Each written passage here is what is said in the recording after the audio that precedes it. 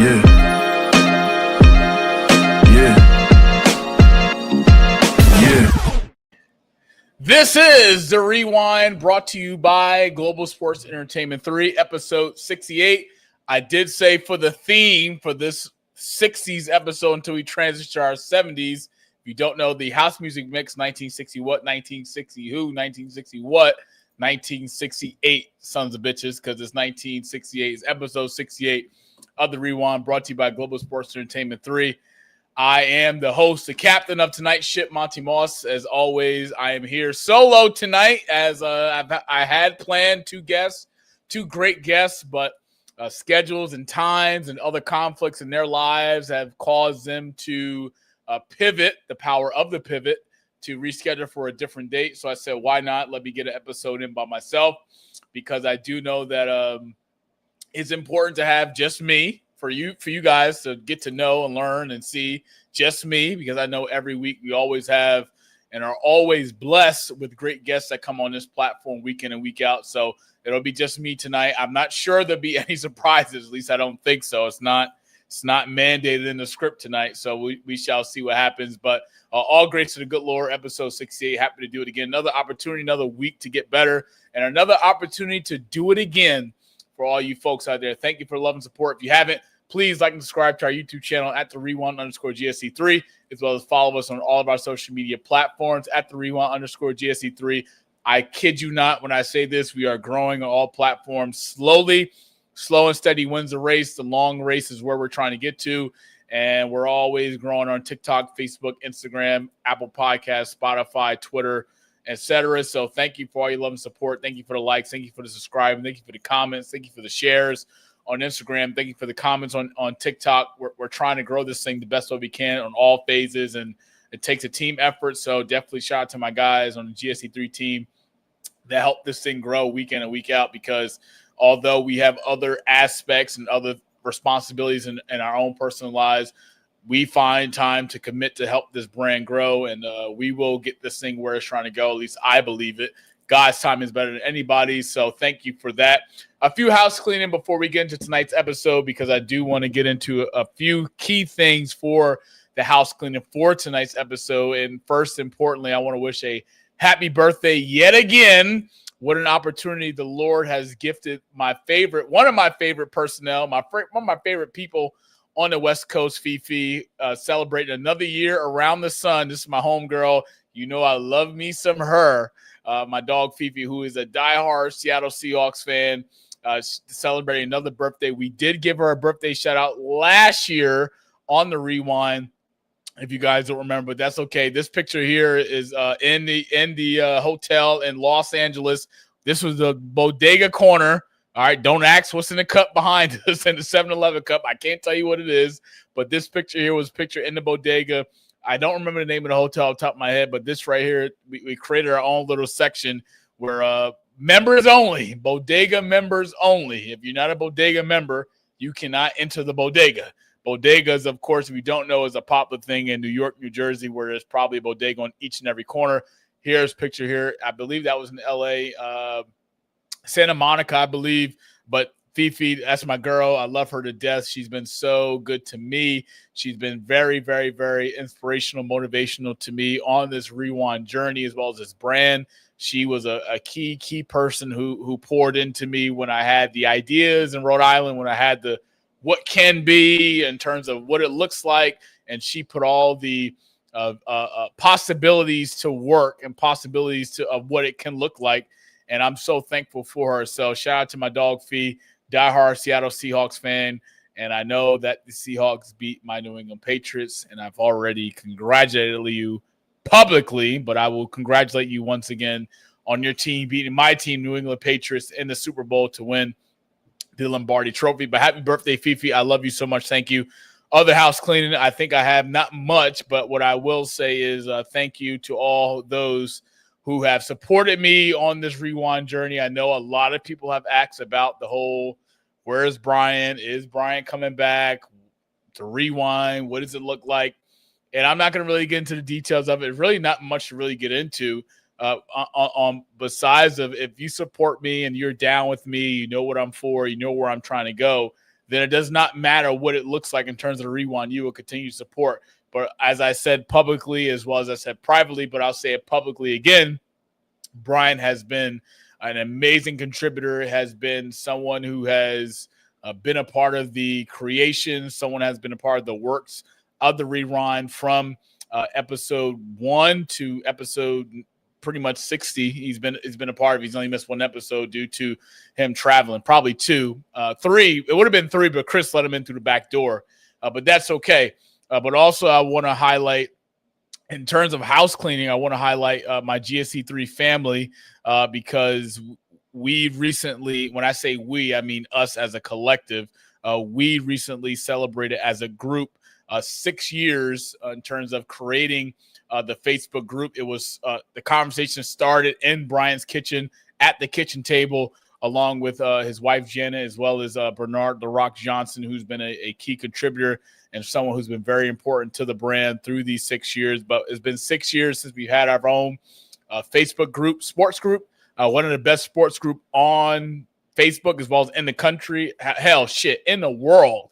And we've been blessed to have some great personnel to help make this group what it is today. But I want to highlight some key members here that makes this group what it is today. And it starts with Anthony Badger, who is pretty much our Adrian Wojnarowski of the group, our Adam Schefter, who reports on everything from any sport, tennis, basketball, football, soccer, hockey.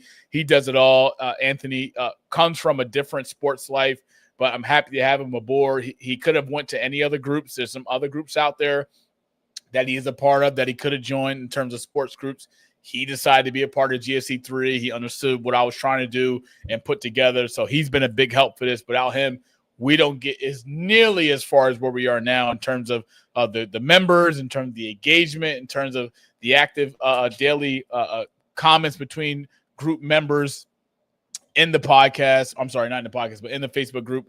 John Voucher, who's another one who opened doors for Brian and myself to come out and golf with him at his country club in Ramsey. He's a big contributor to this. So thank you, Vatch, for pretty much being a big contributor. Marissa Tigney, who, again, big woman in sports, who I support. If you don't know me, if you do know me, and if you don't know me, you'll get to know me. I'm a big advocate for women in sports on this platform. I've had tons of women in sports on the Rewind in terms of analysts, in terms of broadcasters, in terms of reporters, etc. They have been a part of this, so Marissa knows how much she means to me. Sal, Big Sal, who is just an amazing human being, who takes the time to come out despite the challenges that he has with his son week in and week out. I check on the group daily. I check on him weekly, and he's someone who means a lot to me, as well as me sending my prayers to him and his family, especially for his son, because it's not easy. John Copeland Jr., you don't know, is the main piece of this. He started this journey with me when we first met in 2019. He was on the it wasn't called the Rewind then, but it was a live show that I was doing weekly, every day of the week, Monday through Friday, when the world was on shutdown in 2020. But he came on it when we first met in 2019. He's been a part of it. Brian, I don't need to speak about him. You guys already know what he means to me and what his place in the Rewind brand, GSC3 brand, in terms of what he means and the work he puts in and has put in for these past 60-plus episodes. Walt Anderson, my dog from Newark, New Jersey, now in Atlanta, living his best life as a retiree. He does a lot for the group week in and week out. So, Walt, thank you for all you do. You are part of this 6-year anniversary as well. Enjoy. Thank you. Bernard "The Rock" Johnson, don't need to say anything further. Him and his wife, Mrs. Johnson, have opened doors to me, to their own household, plenty of times. I'm thankful for them. Actually, I just ran into his wife a few weeks ago at the gym, LA Fitness. I was working out. She walked past me. I'm like, oh, hey, what's going on, fam? And we just caught up for a little bit, shot the breeze. So Bernard has been a lot. He's connecting with a lot of OGs in Newark in terms of the basketball community, as well as someone who's a big advocate for me behind closed doors. Get you someone who advocates for you behind closed doors. A lot of people want to do things for the camera. A lot of things want to do because what social media perceives it as. But Rock is what you see is what you get in terms of realness, in terms of his authenticity. And I'm thankful for him to be in my life and thankful for all he does. Anthony Barksdale, don't need to speak anything further. You know his famous saying, if actions don't align with words, words don't mean anything. They're full of shit. That's what Anthony does. He's behind the scenes, doesn't really like the on camera, doesn't really like the public social media validation and the love. But I want to give him that love also because he deserves it. He pours into me. I pour into him. And he's somebody that is important to the GSC3 brand on and off the camera. Our producer, Chris. Yes, I said it, Chris. Although he may not have started when we first kicked this thing off in 2020, he has been someone who has been very inspirational to me, someone who has took a chance on allowing me to come on board with him in 1990 Studios, with all the other clients that he has on board and all the other content that they create on 1990 Studios in Toronto, Canada, which I was blessed to be able to get to, travel to, and be a part of. Chris is someone who means so much to me, and I'm happy to have him along on this ride, and hopefully we can ride this thing out as the year grows and hopefully as the goals get higher and hopefully sponsorships and brand deals and partnerships and money starts to come in, monetization comes in where we can able to continue to take this thing to higher levels. Yes, I'm a big advocate and speaking it to existence, and I want my dog Chris to be there for me wherever I go, rather it's a podcast, rather it's a sports broadcasting, or whatever the case may be. I just want Chris to be there for the ride because he's someone who has took a chance on me, and loyalty is everything to me. If you did not know, and I'm appreciative of his loyalty through the year and a half that we've been able to work together, because it'll be 2 years, I believe, in October that we met, but November and December and January when we got the podcast off the ground. So thank you, Chris, for all you do. My dog, David Knock, a.k.a. DJ Steele, a.k.a. 96, 97 Bulls. Thank you, brother, for all you do.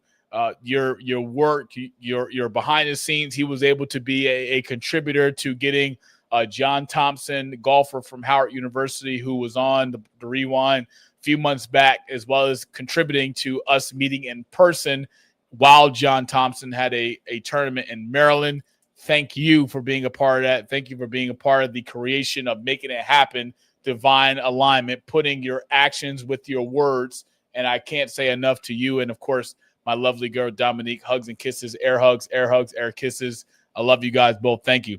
Jesse Eatman, my uncle, who is retiree, living his best life in Carolina, of course, with his beautiful nieces and nephews. I'm happy to be someone who he has poured into also. He's been a big help for me, not also on the Rewind, but also behind the scenes.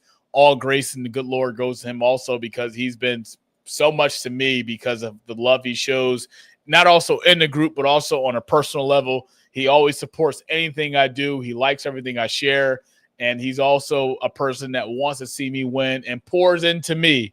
And if you don't know my motto for 2026, folks, pour into those who pour into you. And Jesse Eatman is one of them. So, Unc, I love you. Thank you for being a part of this ride. Thank you for being a part of this journey. And I look forward to greatness that continues to come. My dog, Michelle Bush, my fam from D.C., I was able to pretty much drop my care package off to her last time I was in D.C. This is the first time I came out with my hoodie drop. I had over 200 orders for the hoodie, so thank you for the love and support. I'm working on some stuff behind the scenes in terms of getting some summer merch out. Work with me. You got to realize I am the budget. So it's not like I have money coming from grants and other places like that. Hopefully, speaking to existence where that's able to open doors for me and the brand. But Michelle, thank you for all you do. She has a big PR background on the side, but she's been a big help for the Rewind even before the Rewind before even Rewind even started. During my time in Rhode Island, she was someone who I took a lot of notes from. She was very inspirational to me. Is very giving me a lot of notes, a lot of things that I need to know and learn on the journey. So I need to give her a special shout out and give her flowers while she's here. So Michelle, thank you. There's a total of 16 people. Okay, 16 people that's in the admin group chat on GSC3. So I got to give flowers to everybody because that's just what's best. And you know me, I lead with class and class only. So shout out to Michelle. Shout out to the other 14 folks that I just named. Number 15, we get to Pat. Man, God knows how much I'm thankful for Pat. His time with the Rewind has been a blessing. He's our second graphic designer that's came on for the brand. Just someone that was in a group where I put out to the group that, hey, looking for a graphic designer, looking for someone that can contribute, because I was going through a transitional phase from one graphic designer to another. And Pat was able to show me his work. He was able to show me what he was willing to do to help in terms of his time, in terms of his sacrifice and commitment. That was something that meant so much to me because, again, I'm doing the same things. Chris is doing the same thing. So collectively, I just thought that, wow, if someone's willing to put their own personal, things aside, with him being a husband, with him having multiple kids to the side, to the betterment of help the brand, that's somebody I want to work with. And he was able to come on and pretty much make an immediate impact in terms of his delivery, in terms of time, of graphics, of lower thirds, of everything that Chris needed in terms of the thumbnails and stuff like that. He was able to come through in the clutch and pretty much be the person that I was looking for, and the brand was looking for, to help make this thing what it is on a weekly basis. So, Pat, shout out to you. I am upset. I have the right to say this. I really do. I am upset that I was in Arizona a few weeks ago and I didn't get to see you. That hurt my heart. But I understand, wife, children, priorities, responsibilities. Understand. But I'm just saying, I was a little hurt that I didn't get to see you during my time out there because I was trying to connect the dots. I was able to meet up with another GSC3 member who lives out in the West Coast, Tim Wall. Tim was very, very, very nice with his son. Happy to meet him as well. But Pat, it's personal because I was supposed to see you in person, give you a hug, smack you on the head of yours. But I'm thankful for you regardless of what you do for the Rewind. So all good. I still love you. You will never be replaced as long as this brand is running. You won't be replaced. So I'm thankful for you. And last but not least, it's the 16th member of the Rewind. And I'm pretty sure he's not number 16 in terms of the member list, but number 16 on my screen and what I see. And that's Coach Philip Colicchio, who has been truly, truly a blessing for the Rewind. He was one of the first guests we had on when I started this thing in 2020. He was able to work with the 45-minute internet delay and what was going on down in Brian's basement when we shot the episode with Brian. He was there with us. It was the first time that Brian and Coach Colicchio was face-to-face, pretty much virtually, during their coaching tenure because Bryant retired. Coach Colicchio is still coaching now for Elizabeth High School as a head coach, but they have been rivals for the past 15, 20 years. And it was the first time that they were able to come together outside of the basketball, facing each other to have a conversation amongst one another. And it was a great episode, but he was so patient. We had internet issues. He was recording from his one of his beach houses down shore.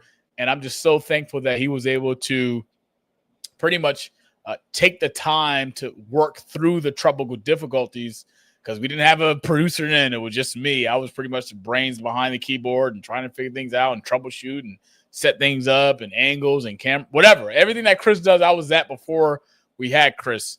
And he was just so patient. It turned out to be a great episode, and I'm so thankful for Coach Colicchio. He was actually on the Rewind when we had things official with Chris, with Pat, and others, and it was a great episode. So thank you. So happy 6-year anniversary to us, but it's not about me, although I am the creator, although I am the person who started this thing. It's a team effort, and it will continue to be a team effort because without me, this doesn't happen. Without you guys, the GSC3 brand doesn't continue to grow. Without you guys, the GSC3 brand and the group doesn't continue to rise in numbers in terms of conversation, in terms of engagement, in terms of people commenting on posts and liking and sharing and stuff like that. It doesn't happen without you guys. So all the members, I believe we're up to almost 2,000 members, if not 2,000 members in the group. Thank you. But if only I can get you 1.9 to 2,000 members to like and subscribe to the YouTube channel, life would be so much better because our YouTube channel, although it's a long game, we are supposed to be way further than where we are. And I'm not being cocky. I'm just being honest in terms of subscribers. We're supposed to be way further. But you guys need to wake up and help us out because the more you help us out, the more the brand grows. So I got to figure something out somehow, some way. I don't know how I'm going to do it, but I'm pretty sure I'm going to do it. I just don't know how I'm going to do it. But I just need all you guys to like, and subscribe, or even flip side, subscribe and like. Pretty simple. YouTube account, click the GSE3 profile, hit the subscribe button. Boom. Great. You want to like the videos, the 67 videos we have, including this one tonight, number 68, be my guest. But you guys got to do better. And I'm challenging all of you to do better because I'm putting this in the group. I am putting this in the group. I need all engagement from all the members to subscribe to the freaking channel because it's embarrassing that we've been doing this for a year and a half, and yet we have so little and so low of subscribers on our YouTube channel. I'm not complaining. I'm blessed. We're blessed. That's organic. But damn it, you guys got to do better. And that's all I got to say about it. I'm going to take this one out because I don't need it. But that's all I'm going to say about that. So let's transition. It's going to be a great episode tonight, hosted by your boy. No better person than to have the host tonight's episode than me.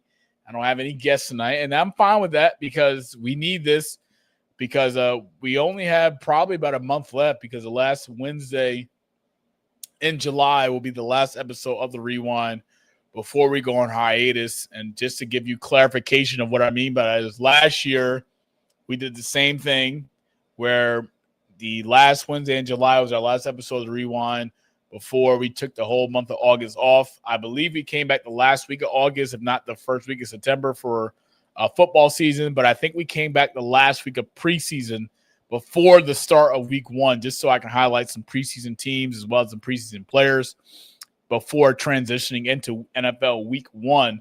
But I'm sure we'll figure that out. But I'm just letting you guys know early ahead of time, last week of Wednesday in July will be the last episode of Rewind before we break off because, you know, Chris is a proud father. He's doing the best he can. He's raising a beautiful child who he's still learning how to be a dad, still taking in the moment, soaking in what it means to be a dad. So, again, we got to have these periods where we take breaks because if I kill myself into 12 months a year, I can't give you the best product that I can. And this is a week in, week out platform. This is a week in and week out episode. It's not like we do it, you know, once a month or once every 2 weeks or 3 weeks, whatever.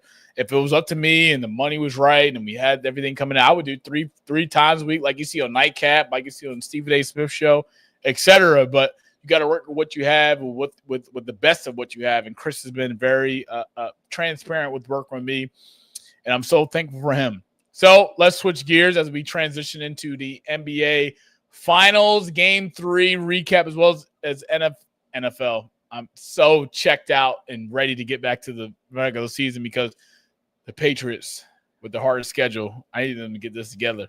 But we ain't going to talk about Mike Vrabel. We're going to talk about the NBA Finals. It's the NBA Finals Game 3 recap as well as Game 4 preview. I do know that Game 4 is currently airing right now where the Spurs have a 59-34 lead, 6:54 in the second quarter. I will get into Game 4 momentarily, but I just wanted to recap from Game 3 that the Spurs took a 115-111 victory over the New York Knicks on the road, where the Knicks were home for the first game in the Garden. The first game in the NBA Finals for the Knicks since the 1999 series where they faced San Antonio Spurs. History tends to repeat itself. Monday, the Knicks, the Garden, was blessed by President Trump in his presence at Game 3. Reports show that he was sleeping during Game 3, where I said it automatically with Trump being in the building for Game 3. The Knicks will lose because he's just bad luck. Everything he touches goes to shit. It's the same thing that we say for the economy. It's the same thing that we speak for the gas prices because I'm sick and tired of paying over $5 a gallon for gas. I'm in New Jersey. I don't live in L.A. L.A. spends probably $7 close a gallon. I can't speak for Toronto and 99 Studios and what Chris spends for gas a week or a day, whatever. But the gallons are high, and anything that Trump touches turns to gold. But just some quick stats that I have here written down for Game 3. Between the Spurs and the Knicks, the Spurs were able to shoot 46% from the field to New York's 45, pretty similar in the field goal percentage. 28 assists to 18. Spurs led that. Fourth quarter, between the third and fourth quarter, the Spurs outscored the Knicks 58-47, and the Knicks led the game in turnovers 13 to the Spurs 8. Now, we know in game 3, Brunson shot 11-24 from the field, a little bit too much aggressive in terms of holding the ball, not sharing the sugar enough. The Spurs were able to move the ball effectively in the second half, as well as create for others, with Wemby being pretty much aggressive. And we know that Jalen Brunson was ball heavy. And in that words, it means pretty much holding the ball too long for the Knicks and key possessions in the third and fourth quarters, predominantly in the second half, that pretty much led the Knicks to pretty much not be the same Knicks team that we saw in games 1 and 2, where, yes, they were close games, but the Knicks down the stretch were able to have Josh Hart, have Mikal Bridges, have Karl-Anthony Towns pretty much step up and produce for the Knicks in the late fourth quarter to help give the Knicks pretty much the game-winning decision on, and that's going 2-0, going back to New York for game 3. Now, I don't want to say that Trump has been a cahoose for the Knicks being there in game 3, but I'm just going to tell you, I knew the moment that he was showing up to game 3 that it was going to be bad luck from start to finish. So the Knicks did lose game 3. Right now, they're down 59-34 in game 4. I'm not going to say anything just yet. I'm not going to say anything about these colors. Just be patient. I will get there. And one of the key things that I was able to pretty much love from the Spurs in game 3 is that they were able to execute down the stretch. We saw big plays from Wemby. We saw big plays from Castle in game 4. We saw how much of a productive it was from Wemby and Castle down the stretch, because we've seen the Spurs. We don't need Castle to score 25 to 30 points to win the game. We need Wemby to get what he gets. I was happy that he was able to be aggressive with Brunson. Yes, it should have been a flagrant 1. I'll get to the meat of the bone. His foul on Brunson with an elbow or a punch or whatever the case may be, jab, forearm on Brunson in game 3, it should have been a flagrant automatically. If I'm one of the officials for the game, it's a flagrant 1, move on. I'm not mad at the call. I'm not mad at the play. It's the NBA Finals. How bad do you want it? It's going to be physical, and I think that's important for women to send a message, because he's the tallest player on the court, and you're not going to allow someone like Jalen Brunson to continue to get over on you, to continue to get to his spots, to continue to get to where he wants to get to down inside the arc at the basket, set the tone, send a message. He did that. No foul call was called. I'm okay with the no foul call because, again, play on, physicality. But if I was one of the officials for the game in game 3, it would have been a flagrant 1, Brunson or somebody shoots a technical, and we play on throughout game 3. But it doesn't make a difference. That play doesn't determine game 3. That play doesn't determine if the Spurs win or the Knicks win or lose a series. But it should have been a flagrant 1 at best. Folks out there on social media are claiming it should have been an ejection from Wemby. It's a non-basketball play. It's uncalled for. I disagree. I think that's a little bit too much overextensive in terms of an injection. That's not enough for an injection. We've seen many worse plays throughout the NBA playoffs and the NBA Finals in years past where it could have easily been an ejection, but yet it was called otherwise. So flagrant 1 for me is the best it will be, and I am just fine with that. So we look for Game 4 preview right now, and we know that the Spurs are up big, almost 20 points, 19 right now, between the Spurs and Knicks Game 4 at the Garden. And I'll just give you quick stats from Game 4. We see Victor Wembanyama leading the team and scoring 14 points, 5 of 7 from the field, 4 rebounds. He's 1 of 2 from 3. We see right now Vassell, who has been pretty much, he wasn't really a factor in Game 3, but he stepped up in Game 4 so far. He has 12 points. He's 4 of 4 from the field, 3 of 3 from downtown. So that means he's knocking out a three-point shot for the Spurs to help him extend that lead. And we see De'Aaron Fox, somebody who I put down as a key contributor and a key factor for this NBA Finals series, despite his ankle injury in the Western Conference Finals against the Oklahoma City Thunder. This is a series where I'm expecting him to blow up. The same De'Aaron Fox we saw in 2023 when he was in the playoffs with the Sacramento Kings, being aggressive with the ball, getting to the basket, scoring downhill, creating offense for others, but knocking down his shots. 3 of 6 from the field. He's also 3 of 5 from 3. He has 3 assists also. And then, of course, Castle right now, he has a slow start in the first half, 5 points, 2 of 5, 1 of 2 from 3. We see Keldon Johnson, 2 points off the bench. Darren Harper, 12 minutes, 5 points, 2 of 3 from field, 1 of 1 from 3. He does have 1 rebound, 3 assists. But these are the things that we see that we haven't seen from the Spurs in terms of getting out to a good start, getting out in transition, pushing the pace, pushing the ball, because We know in terms of game 4, one of the things I have in terms of keys of the game, if they can control the assist-to-turnover ratio, they have a good chance of winning. We saw that last game in game 3 where the Spurs were able to lead the game in assists to the Knicks. We know that the turnovers were low. They had 8 turnovers in the last game where Knicks had 13. Creating points on turnovers is something that's also important for the Spurs in game 4. So it looks like right now so far throughout the first half, they have everything going for themselves. They have everything trending in the right direction, and they're on pace right now to tie the series at 2 apiece. Game 5 going back to San Antonio, which is crucial for the Spurs or crucial for the Knicks because either team that goes up 3-2, it's do or die with the closeout game headed into game 6. And then looking at the Knicks, in terms of their stat line right now, we see that Jalen Brunson has 12 points, leading the team in scoring so far, 4-8 from the field. He does have one rebound, 3 assists. Mikal Bridges, 5 points. Wasn't a factor in game 3. Must be a factor in game 4 if the Knicks want to have a shot of coming back as well as winning. He has 5 points in 12 minutes of play, 2 of 4 from the field, 1 of 1 from 3. Josh Hart, 3 points. Karl-Anthony Towns, 6 points. We saw something different in game 3 than we saw in game 4. Game 3, Karl-Anthony Towns was able to get going in the first quarter as well in the first half of the Knicks to help put the Knicks above in the first half where they had that 7-point lead advantage heading to the second half. Yes, the Spurs were able to win game 3. OG Anunoby, 10 points, 2 of 4 from the field, 2 of 3 from 3-point, 1 rebound. And then the bench pretty much hasn't been a production in game 3 as well as game 4 so far. We have no points from Scola. We have no points from Mitch Robinson. He does have 4 rebounds off the bench.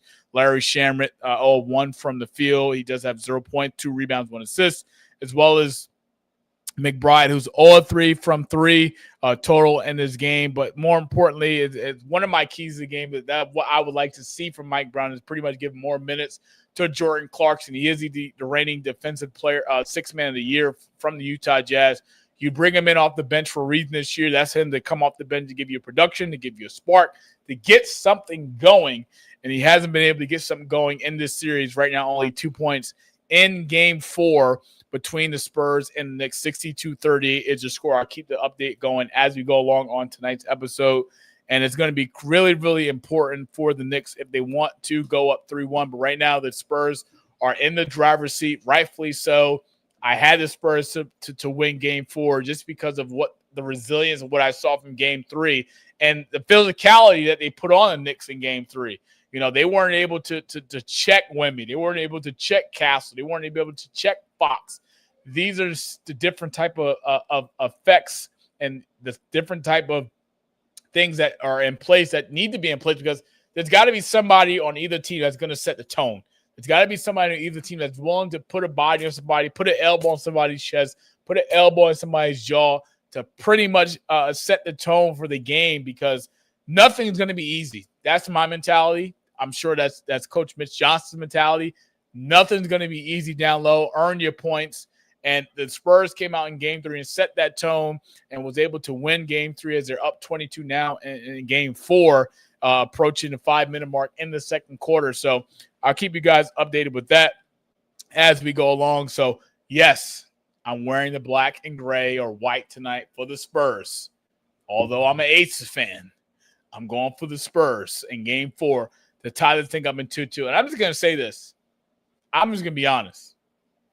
If the Spurs tie the series up at 2 apiece, going back to San Antonio, the momentum has now shifted from the Knicks going up 2-0, going into the Garden where you have all the advantages in the world to pretty much go up 3-0.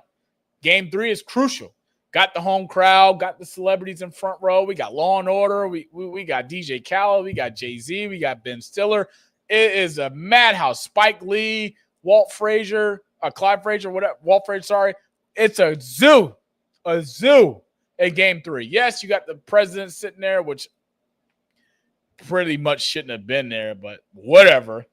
He's there. It's important to win game 3. They lose game 3. So if they go down, which are down 24 right now, if they go back to San Antonio down and then series is tied 2 apiece, it's trouble in San Antonio. And I'm not talking about trouble in Galveston. You know, as Charles Barkley said, with that dirty-ass water. Because God knows I drove past Galveston.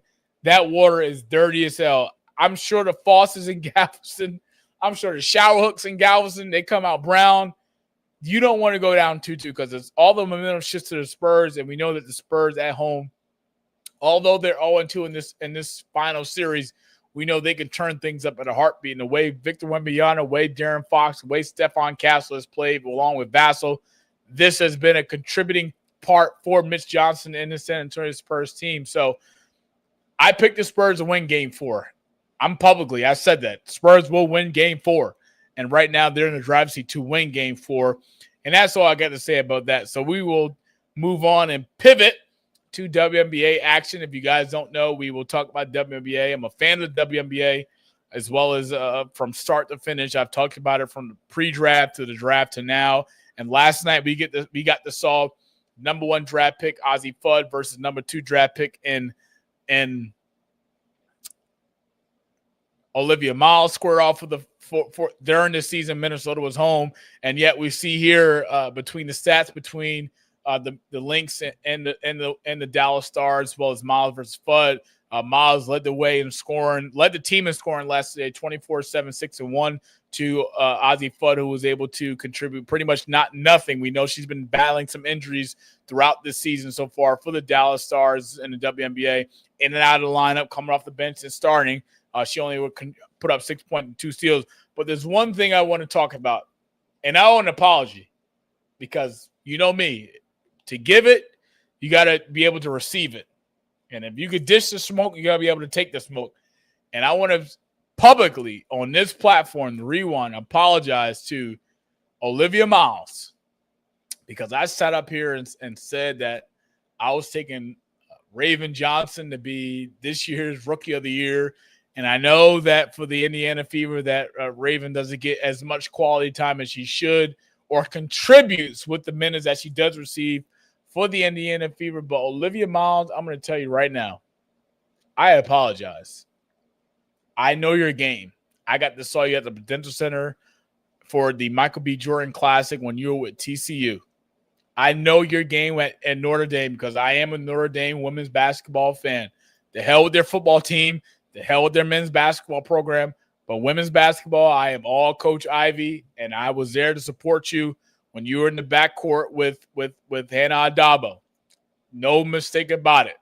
I apologize. I would like to re-enter my submission, re-enter my ballot to submit Olivia Miles as the 2026 WNBA Rookie of the Year because she has been astonishing for the Minnesota Lynx. And let's not forget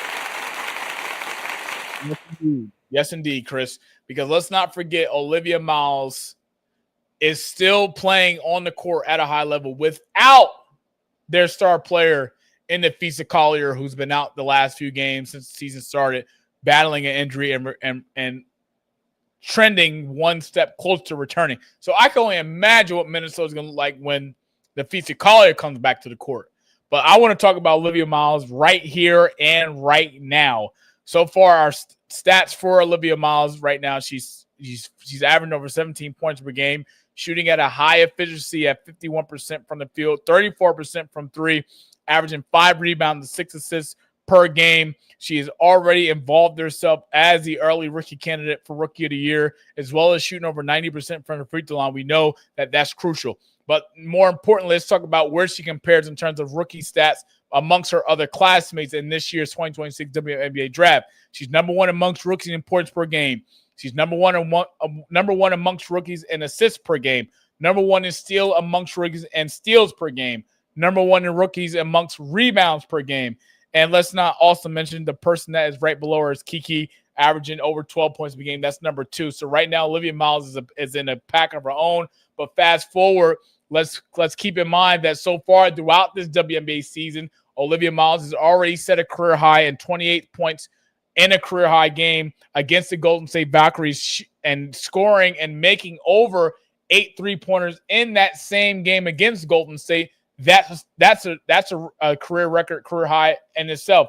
Also, the following game right after that, she was able to score 19 points and have 6 assists, sharing the sugar with her teammates against the Seattle Storm. So although that we don't talk about or highlight the team function in terms of what Olivia Miles contributes, but she's been the greatest. She's number 1 in multiple categories amongst rookies this year, and that's why Olivia Miles right now is the 2026 Rookie of the Year. Yes, it's still early in the season. We're only 10, 11 games into the WNBA season. But what she has done, number one versus number two. We saw Ozzy being drafted by Dallas, and the people saying, well, why should she be drafted, number one? Me, if I'm Dallas and I need a guard, I'm going to get the best guard available. That's Olivia Miles. But Olivia said, you know what? That's okay. You guys go take Ozzy, pair up with her UConn backcourt partner and Paige Buckets, who has been playing phenomenally well for the Dallas Wings this year. But Olivia Miles has put herself into her own category as Rookie of the Year contention nominee, who I think should get it if she continues to play at this caliber level. And not also with that, she leads 4 categories amongst rookies. 4 categories amongst rookies in this 2026 WNBA class, leading the rookies in scoring, leading the league, the scoring and assists and rebounds and steals. Those are things that doesn't go unnoticed. The Minnesota Lynx are pretty much where they are at 10-2, one of the best records in the WNBA to Dallas Wing. I'm sorry, Dallas is now 11-2 to Dallas's 7-5, and we see that. But more importantly, you see how I have this Las Vegas Aces shirt. You guys know I've repped the Aces. I'm a fan, not a bandwagon. Jackie Young, that's my girl. I love Kennedy Carter. I love Coach Becky Hammond, who to transition from being an assistant coach in the NBA under Greg Popovich, who was the summer league coach also for the San Antonio Spurs, take this head coaching role with the Las Vegas Aces, multiple WNBA championships. Her resume is already climbing the ranks as one of the all-time greats in terms of WNBA coaches, but it's A'ja Wilson. And what I mean by that is when I say that is she has become the fastest WNBA player to score 6,000 points in the WNBA. There's no other player in league history that has done that. We do know that A'ja Wilson has got paid this offseason with the WNBA expansion contract negotiations, CBA being raised, being a multi-million-dollar player, $5-6 million deal, I believe, for the Las Vegas Aces. The Aces are pretty much settling and pretty much protecting their investment. But we know that A'ja Wilson not also does she lead the league in scoring, average over 25 points per game, but she's been able to contribute multiple factors. And the Aces right now, being one of the top teams in the league, number 2 behind the Minnesota Lynx at 10-2, at 8-3. We know they started off the season pretty much struggling at home, pretty much losing their first 2 games at home, but they getting their first home game win a few weeks ago, but now sitting at 2-2. But they have been impressive on the road at 6-1, and we know that Jackie Young is starting to come alive for the Aces.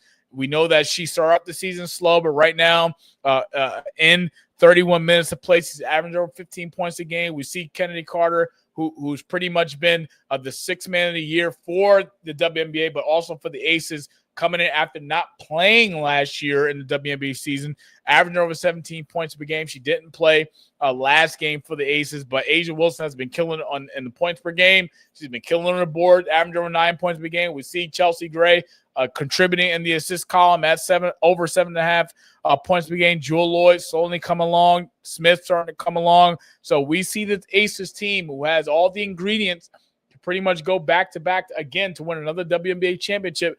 We shall see, but I just want to highlight A'ja Wilson setting WNBA history in terms of being the fastest player to reach 6,000 career points. So shout out to A'ja Wilson, shout out to the Aces, and shout out to my dog Ice Young. You guys know I love Ice dearly. She was able to be on the call for the Aces game a few weeks ago in Vegas, and I don't know. Maybe I'm planning to get out there in August. I don't know. Maybe I'm planning to get out there to see, Ice be on the call from, pretty. And you know what? It's sad that Las Vegas doesn't advertise the Aces as much as they advertise the Raiders or the Vegas Knights. I just don't understand that. This is a team that's owned by Mark Davis, co-owned by Tom Brady. This organization has been successful from the start, winning multiple WNBA championships. But yet you go on the Las Vegas Strip, you don't find one banner or one advertisement of Aces showing on the boardwalk. You don't see anything with Aces gear in the stores. You got to pretty much either go online to the WNBA store or Fanatics or whatever to get your Aces gear. So that's got to change, because I know one thing for sure and 2 things for certain. I'm getting me a Jackie Young jersey. I love Jackie Young. I've been a huge fan of Jackie Young.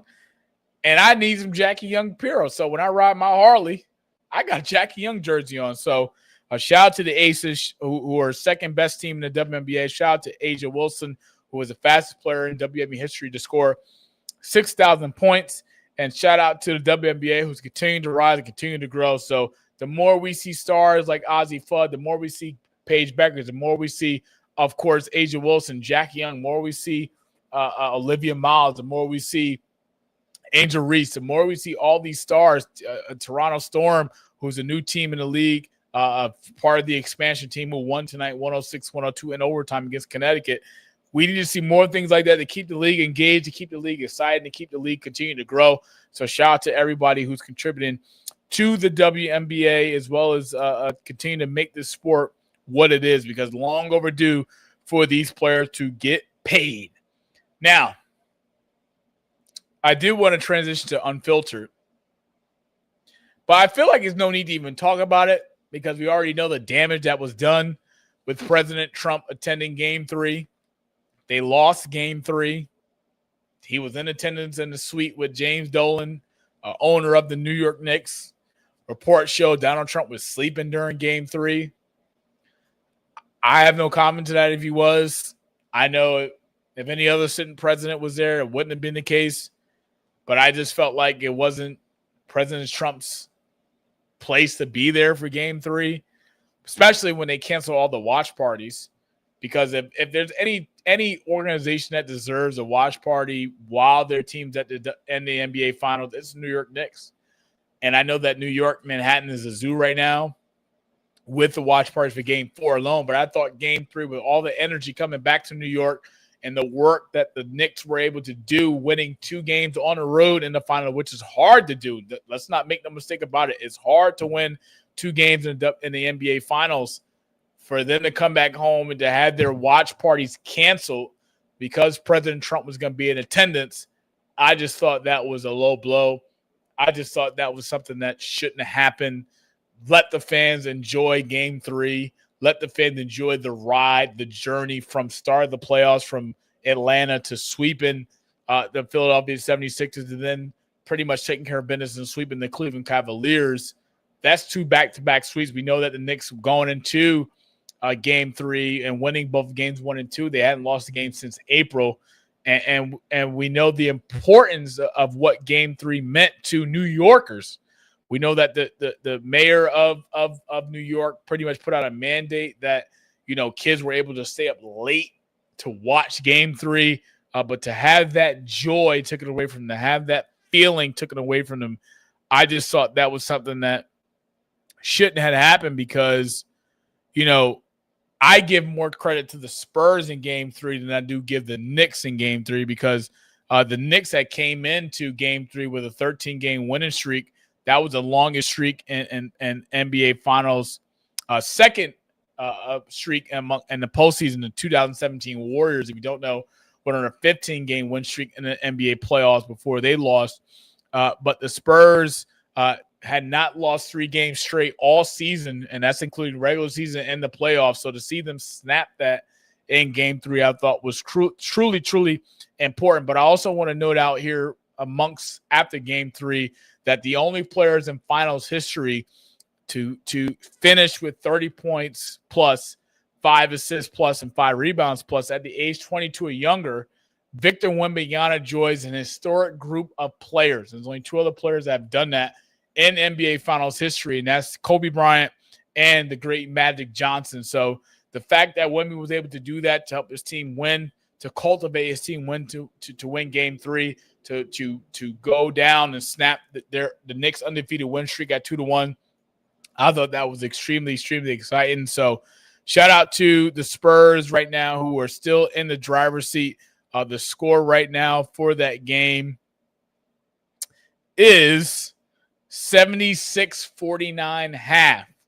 So the Knicks are down 28 at the half to the San Antonio Spurs, and the Spurs pretty much came out in the first half, setting the tone, sending a message to the New York Knicks that, hey, we are here, we are alive. And I'll just give you some first half stats before we pivot to Rewind of the Week. We have Victor Wembanyama, 16 points, 6-11 from the field, 6 rebounds, 1 assist, 1 of 5 from 3. De'Aaron Fox, 13 points, Vassell, 15 points. We see off the bench Dylan Harper, who has been pretty much a key player for the Spurs, being aggressive on the ball like he did in games 1 and 2. 15 points, 6 or 7 from the wheel. He's 3 of 3 from beyond New York, 2 rebounds, 3 assists. And we see here a multiple contributing factor from the Spurs core. Victor Wembanyama. We see contributors from De'Aaron Fox, from Vassell, from Dylan Harper. Sorry.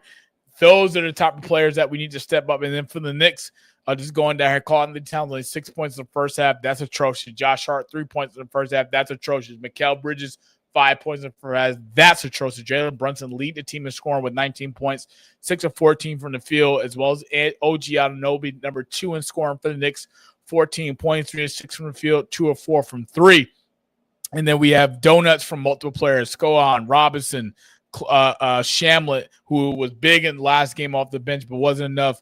Alvarado, 0 points. McBride, 0 points. So all the things that we saw from Mike Brown, the Knicks, that work in games 1 and 2 have not worked in game 4. So, and just looking at some team stats for the first half between the Knicks and Spurs, we see the Spurs shooting over 60% from the field, 28 of 47 to Knicks 41. We also see that the Knicks are shooting 33% from the beyond New York 3-point to San Antonio's 54. Spurs shooting a 3-point at a high lark and knocking things down. And this candy ass Justin says that the Knicks are going to come back. They're down 28. Unless we see a repeat of the Cavs coming back from, when they were able to come back from 22 down. I do believe in second half sparks. I do believe in that. But I just think that the Spurs right now have their foot in the gas, and they cannot let up. If they damn sure go down 3-1. Thank you, Chris. They damn sure don't go down 3-1 against the San Antonio Spurs, or I'm sorry, against the New York Knicks. Free throws, the Knicks were able to get to the line, 15 to 23 from the first half to the Spurs 6. We know that Mike Brown came out in last game after game 3 and was pretty much upset against the officiating because the Knicks got to the line to the 8 times in the second half, where the Spurs out-dominated them, getting to the charity strike. Assist factor, as I said, game four keys of the game. The Knicks, if the Spurs can control the assist to turnover ratio, they have a good chance of winning. Right now, the assist factor, the Spurs lead it 18-7, 5 steals to the Knicks 2. And then again, right now, the Spurs took care of the basketball in the first half, only having 2 turnovers to the Knicks 8. So the Spurs are taking care of the basketball. 24 to 18 points in the paint favor the Spurs. And we saw that right now the largest lead of the game has been the Spurs, 29 to the Knicks 0. They haven't led at all for this game in game 4. So let's get into Rewind of the Week, Chris, because I got a lot to talk about. And I don't know. We may have someone join us for Rewind of the Week. I'm just not sure. But Chris, let's get into it. It's episode 68 version of Rewind of the Week.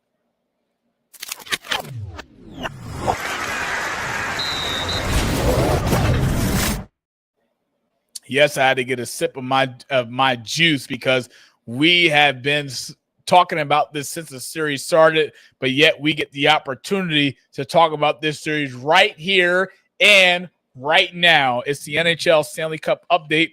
The Carolina Hurricanes versus the Vegas Golden Knights series tied at 2 apiece. The Carolina Hurricanes were able to go into Vegas in the game 4 and steal it with a 5-3 victory, even the series at 2 apiece.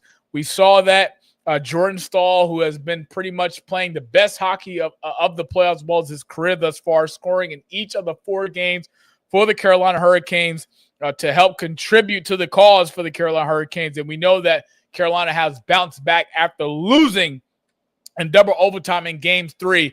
Tying the series up at 2 apiece is important and crucial going back to game 5 in Carolina. And we also know that this right here will be a very, very, very, very important game for Vegas because their backs are, for the first time in the NHL playoffs, against the wall. Because if you don't remember that Vegas swept the Carolina Avalanche, who was the hottest team in the NHL coming into the series, they're pretty much taking care of them. But I want to introduce somebody who's familiar with the Rewind, who plays a key part for the Rewind, and it's our producer, 1990 Studios' own Ohio State Buckeye, Dallas Cowboys' own Chris, who is a proud Canadian. but also he's joining us here on the Rewind to talk about this game right here, the Stanley Cup Final. Chris, 2 apiece. Carolina's going back home for Game 5, brother. What's impressed you most for Carolina, as well as who do you like seeing winning the Stanley Cup? Do you favor Carolina Hurricanes, who's been pretty much playing the best hockey thus far and pretty much putting the pressure to the Vegas Golden Knights, or do you see Vegas pretty much overcoming Game 5 to take it back to Game 6 in the Vegas to win this Stanley Cup Final at 4-2? Who do you like, and what's impressed you most from both teams? Well, Monty, thanks for having me on the show. Honestly, it's been a pretty good series now. After the first 2 games, I wasn't sure kind of what was going to happen, and I'll be honest, as a Leaf fan, I obviously have a few eggs in the basket, a few coals in the fire, you could say. Maybe that's my disappointment for Mitch Marner in the way that he left our city, but nonetheless, he's for instance, right off the bat with Vegas, he's been a story this year. Never showed up in the playoffs when playing for my Leafs, but seemed to figure out a way to make it work down in Vegas. I think a big part of that is being a player that can come into a system that's already there. He doesn't have to be the guy. He can be one of the guys. He doesn't have to put it all on his shoulders and be like the number 1 or even the number 2 with the depth that they have on that Vegas team. But the biggest thing for this series, I think, is goaltending. I think goaltending is going to be the factor on who's going to take it in the end. Through the first 4 games against Carolina, Hart on the Vegas side is letting 4 goals every single game through the first 4 games, which is, I don't even know if that's been done before, but that's crazy. His numbers right now are he's got a 390 goals against average with an 855 save percentage, way below what he was doing in the first few rounds. So he's got something to prove and something to show with the next few games if he wants to do something. And Vegas wants to make a push, but they're going to need some better goaltending and some saves at the key times, man. And Carolina on the same side, they're having goaltending issues. You had Frederik Andersen, another ex-Leaf, who yes, I don't know if he got run. I know 2 Leafs in it. I don't know if he got run out of town, but let's just say that. What do you think? The fans weren't disappointed when he left. Let's just say that. The Leaf fans were not disappointed when he left. And to be honest, I think it's being shown. His cracks are being shown. He was having a Conn Smythe run coming up into this series, but games 1 and 3 he got exposed.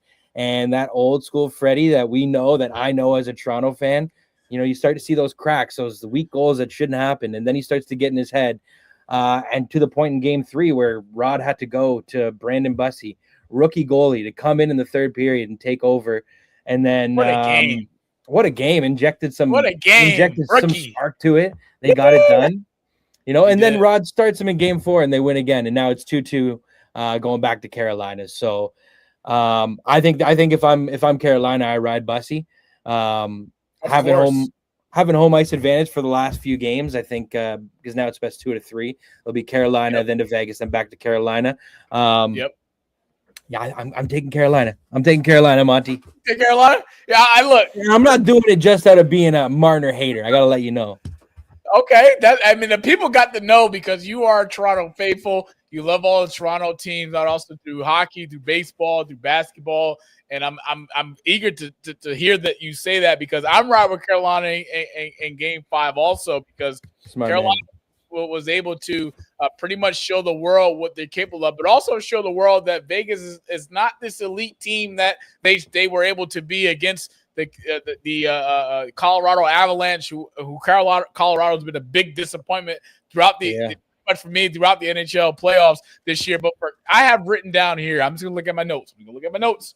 Key for Game 5, some of my keys to the game. I know that this game is going back to Carolina at 2-2. Carolina winning Game 4 5-3. We know Game 5 will be back in Raleigh, Carolina. But for Carolina, my keys to the game I've written down here is continuing to win the face-off battle. We know that Jordan Staal was able to dominate Game 4, winning 75% of his draws during face-off.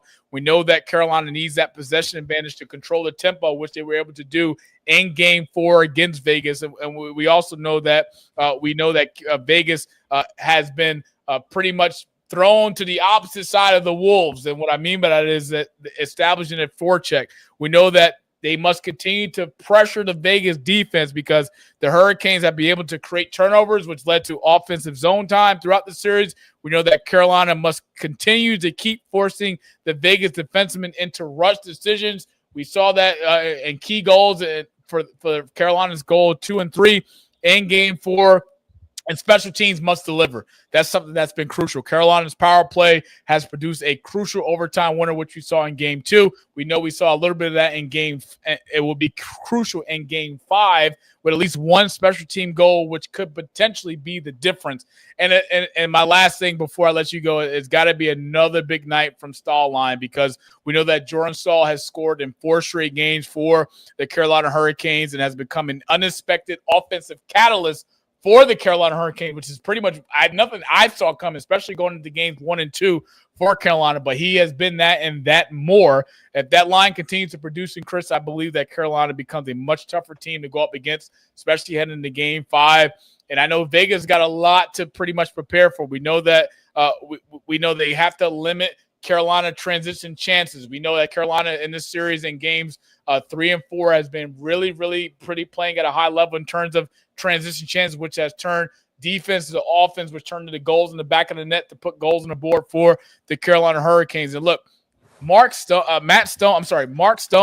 and William Karlsson, when are they going to step up and lead this Vegas Knights team? We know that they were key in games 1 and 2. We know that they were key last series against the Colorado Avalanche. But these stars, they need to drive the offense heading into Game 5, a crucial Game 5 on the road, heading to a hostile environment. We know Game 5 is going to be a circus. We know Game 5 is going to be a zoo. The towels will be waving. And we know that Stone had delivered big goals throughout the final. But Vegas needs its top players to perform after Game 4. Agree or disagree? I agree. There's a number of players I think on both sides that need to step up. I think Sebastian Aho on the Carolina Hurricanes. I think he has 2 goals in regulation time in all of the postseason. So right there is if and he's expected to score. So it's there's guys on both sides that if they don't step up, it's going to be a big difference. Then I think flipping back to Carolina. You were talking about Stahl. I think if he continues to have if Carolina wins the Stanley Cup and he continues to deliver and step up at his ripe old age, Conn Smythe. So I'm really hoping he does because I hear rumblings of Mitch Marner, win or lose, getting the Conn Smythe, which the last time that happened, Connor McDavid a few years ago, right? Connor McDavid a few years ago, yep. But damn, yeah, the Vegas, their biggest thing is They need Stone. They need their vets to step up, and I think they will. They were there 8 years ago or whenever, 8 years ago when they won the cup. They've been a competitive team for that long, or a few years ago. But I think there's 8 or 10 players. Maybe it's 8. Maybe that's where I got the 8 from. Are still on the team that won the cup with them. So they have the experience. Yeah, they do have the experience. And I think one of the things that comes into Game 5, I do expect both teams to make adjustments, but I do also expect my prediction. I expect the goal scoring to be a little bit more lower. I know 5-3 was the score in Game 4, but I expect Game 5, both teams to pretty much tighten up the bolts defensively heading into Game 5 because we know that both teams can score at ease. We know that Vegas is one of the highest scoring teams throughout the NHL play, as well as Carolina, who has shown us that they are down and not out, delayed but not denied, as we saw in Games 3 and then also in Games 4 from Carolina. So I expect the goal scoring to be in Game 5 a little bit more lower. I expect a maybe 3-2 victory, maybe a 2-1 victory. I expect three periods of hell in the cell. But I'm taking Game 5 with the Carolina Hurricanes, taking Game 5 to go up 3-2, heading back to Vegas with pretty much do-or-die game to either win the Stanley Cup or personally, Chris, if I see Vegas tying it up at 3-3 with a Game 7 go back to Carolina, I'm still as confident in Carolina to get it done to win the Stanley Cup at Game 7 at home. But what's your score prediction for Game 5? Do you like Carolina or do you like Vegas? Yeah, I got Carolina. I think they're going to build off the momentum, and as long as Bussy steps up and plays like he did, and I think with having a rookie goalie in there like that, and it's the playoffs, everyone's playing defense. All 4 lines, the offense is coming back. They're playing defense. They know who they got back there. But Bussy's no slouch. He had a good year when he was called up and when he played. So Yes. I got it in 7. I think they win the next one, lose in Vegas, come back, win it on home ice, and they do that big surge dance in the stadium that they always do, whatever it is, that surge, whatever. Game 4 or game 5, sorry. I'm going to say, I think the goaltenders need to step up. So I'm going to say it's going to be, I'm with you. I'll lock it in at 2-1 Carolina. And we're going to, going to OT, or Carolina's going to score in the last 5 minutes of third period. I'm okay with that as long as we have the same result. So we will see. Game 5 will be tomorrow night, Thursday, 8:00, 8:30 Eastern time on ABC. Sean McDonough, who has done a tremendous job calling this series from start to finish, being the play-by-play guy for ESPN throughout the Stanley Cup playoffs and as well as the Stanley Cup final. You'll be able to catch that game. And I do believe if I'm Carolina, Bussy is our goaltender that we're going to start with. If it ain't broke, don't fix it. Let him continue to go out there. Let that momentum continue to pour from game 4 to game 5. And I look forward to seeing game 5. And I look forward to seeing Carolina. Me and Chris have it. The Carolina Hurricanes will win game 5 to then go back to Vegas up 3-2 with game 6 on the line. Chris predicted 7. I would like to see Carolina win in 6, but I just know that Vegas will not go down without a fight. So we'll go back to Carolina in game 7, and we're both taking Carolina Hurricanes to win the Stanley Cup. Down goes Vegas, because you know that head coach, I do not like him as a New Jersey Devils supporter when he was there in New York as the Rangers head coach. So go Carolina. Let's go. So Chris, shout out to you. Thank you, Chris, our producer for 1990 Studios, joining us for NHL Stanley Cup update as well as the NHL Stanley Cup preview for Game 5 between the Vegas Golden Knights and the Carolina Hurricanes. Series tied at 2 apiece. Game 5, I said, will be tomorrow, Thursday on ABC. You guys will be able to catch that. And now it's time for our last segment of episode 68, 1960 what? 1960 who? 1960 what? 1960 who? It's episode 68 division of Floss with Moss. Chris, it's time to go home, brother. Let's get there.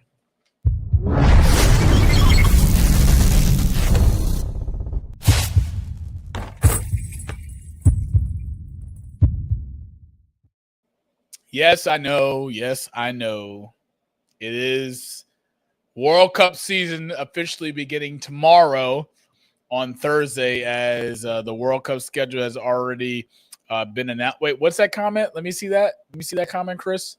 Who is that? Who said that? I'll be honest, Carolina, Vegas both have been going back and forth with goals, so this can play out anyway. You know what's funny, Chris, about this guy? I've invited him on this platform many a times. Actually, he doesn't even need an invitation. He can just show up. But he said this and excuses for that, and I don't know about this. And look, listen, everybody knows. Same time, same place, same platform every week. I know when I'm in office, things go a little later. Thank you for the cooperation and the ability to pivot. But when I'm in the East Wing, what you can see here, we are 9 o'clock, 9:15 at most, depending on technical difficulty that we have going on behind the scenes here on the Rewind. So Jay, my little brother, who's transitioning into preparing for the police academy, being one of the Newark's finest. Thank you. But you are welcome here anytime to debate hockey with Chris and I, because Chris is a dire hockey fan. He knows this stuff from top to bottom, and you're welcome anytime. But I'm just putting it out to the record for the people. This guy, regardless of what he says, he's had multiple opportunities to come on his platform. But anyway, let's talk about the World Cup. It's coming up, starting tomorrow. We have group stage matches from June 11th to June 27th. We know that the first game between in the 2026 World Cup between South Korea and Asia, that will be at 10 o'clock p.m. Eastern time on FS1 as well as Peacock. And then we know Friday we got Canada, Chris's very own Canada. They'll have their first game on Friday, 3 o'clock Eastern time on Fox. And the USA will play Friday also at 9 o'clock Eastern time on Fox as well as Peacock. And I've already said my due diligence about USA. Yes, I'm a proud American. Yes, I hope USA can advance, have some type of spell from 2014 World Cup where they're able to get to the, I believe it was the quarterfinals or semifinals against Belgium. That was a different USA team than Tim Howard, Landon Donovan, Clint Dempsey, different squad. And let me see, Saturday we got Qatar in Switzerland, 3 o'clock Eastern on Fox, Brazil and Morocco. Saturday at 6 o'clock on Fox, and then Haiti and Scotland at 9 o'clock on Fox. And then Sunday, we got more World Cup. So we'll have World Cup action between tomorrow all the way to pretty much the rest of the weekend and heading to next week. The round of 32 will be July 28th to July 3rd. The round of 16 will be July 4th through 7th. Quarterfinals, July 9th through 11th. And then semifinals, July 14th and 15th. And then the third place match, July 18th, as well as the World Cup final, which will take place July 19th, which will be at MetLife Stadium right here in my own home state of New Jersey at MetLife Stadium. So be prepared for that. But if you don't know, I don't know, Chris, do we have that Ronaldo graphic somewhere in the background? We don't have that. If we don't, that's fine. I told Pat to make it happen, but I guess he didn't make it happen. But that's okay. We'll save that when it matters most for the World Cup. And I'm just looking here as we're getting ready to sign off here. But I see here that I have my notes prepared for Game 4 keys to the game, but I did not expect the Spurs to be up 28-29 at the half. So I don't even need to speak about that because that's already been pretty much spoken for me. 81-59 is the score, 8:23 left in the third quarter. But as we get ready to sign off of episode 68, and next week will be episode 69. We do have 2 guests. I don't know if they're going to reschedule or not. I don't know. But I'm pretty confident we'll have both guests. But I just want to say thank you to the people who have supported this thing and continue to support this thing. I'm solo tonight. No guests. I have my dog, Chris, come on in and pretty much join me on the hockey segment, which we'll have clipped for you guys because Reels is where it's at these days in social media. And it actually was pretty fun. I do have on my calendar the last week in July, the last Wednesday in July before we break for our hiatus, to have that episode to myself also because that episode means a lot to me before we sign off because it will end and wrap season 2. I call it season 2 because we have breaks. We had 2 breaks last year. This will be our first break this year of the Rewind to pretty much allow myself to go back to the drawing board, see what works, see what hasn't, implement some new things, change some things, etc. And Chris, who's been our producer, who has been loyal to me since the beginning, been able to be loyal to me during the transition. These last few episodes have been without my co-host. There is no co-host. The co-host is open to a woman co-host, which we'll hope to get at some point down the line. But it's been a blessing for you guys to be able to be here, part of this ride, part of this journey. Your love on social media, like I said, you're subscribing, you're liking, the sharing, the commenting, the retweeting, the reposting, to the downloads on Apple Podcasts, Spotify. Thank you for that. I can't thank you enough. And I just want to say thank you. Gratitude. They say your blessings triple when you have gratitude.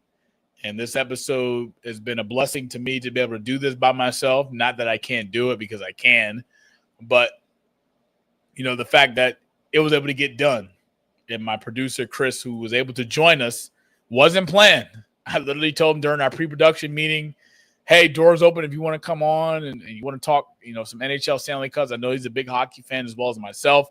I watched Game 4 last night here at my house, and I was able to have notes prepared and to be able to talk about it because KYS, my mentors told me, and people say, what does KYS mean? Know your shit. And you got to be able to know it to speak it. If you don't know it, don't speak on it. Don't. Because you just going to make yourself look like a fool. And people will see that. Social media world, they will see that. If you don't know what you're talking about, don't speak on it. Have your facts. Have your argument ready. And it's been a blessing to be able to do episode 68 solo. I might get used to this. But I like guests. I like to be able to shine a light on others, pour into others, give others their flowers. give them a platform and a microphone to talk about whatever is he or her want to discuss. So I'm thankful. But I'm going to get ready to sign this thing off. So if you haven't, please like and subscribe to our YouTube channel at @TheRewind_GSC3, as well as follow us on all of our social media platforms at @TheRewind_GSC3. Continuing to grow on all of our social media platforms. So thank you for the love and support that you guys continue to show us, as well as you guys pour into us. If you don't know my motto for 2026, pour into those who pour into you. I will continue to do that. I will continue to be an advocate for that this year. So thank you for all the love and support that you guys show us. I know Game 4 is still on their way in New York between the Spurs and Knicks. So thank you for, even if you took the time to come on here for 5 seconds, to 10 seconds, to a minute, to 2 minutes, to 5 minutes, whatever during the segment that you were able to join us through. Thank you for coming to join us. I appreciate it. Gratitude, full of grace. Thank you. And to my dog, Chris 99 Studios, thank you for all the work you do for week in and week out. Thank you for taking the time to come on and join us for that segment of the NHL Stanley Cup between the Carolina Hurricanes and the Vegas Golden Knights, tied at 2-2, going back to Carolina for Game 5. Thank you for your prediction. Thank you for your insights on the series, as well as what some of your keys to game for Game 5. I gave mine. Chris gave his, our producer. So thank you for that. And also thank you to Fifi. Happy birthday, Fifi. I love you. Thank you for all you do. Appreciate you and all the love you pour into me and to everybody out there. This is a collective. Without you, there is no me. Without your subscribing, without your liking, without your commenting or sharing or reposting, this doesn't happen. I do this because of you. I feed off the energy, and we're gonna keep this train rolling until pretty much we get to where we want to be, you know. And I have some things cooking behind the scenes, and just trust in me. I won't let you down. So to Chris, our producer at 99 Studios, to our guy Pat, our graphic designer of GSC3 and the Rewind podcast, which we does in. Happy 6-year anniversary to the GSC3 Sports Group family. Subscribe. I just need you guys to subscribe, and we'll be all right. I'm going to get us there. I promise you. Subscribe. So Monty Moss signed off, the host of the Rewind podcast of GSC3, the captain of the ship. We'll see you same time, same place, same platform, episode 69 of the Rewind, brought to you by Global Sports Entertainment 3. Right here on our YouTube channel. Like, subscribe, same time. As I always say, before each and every episode. Damn, Chris, where am I going?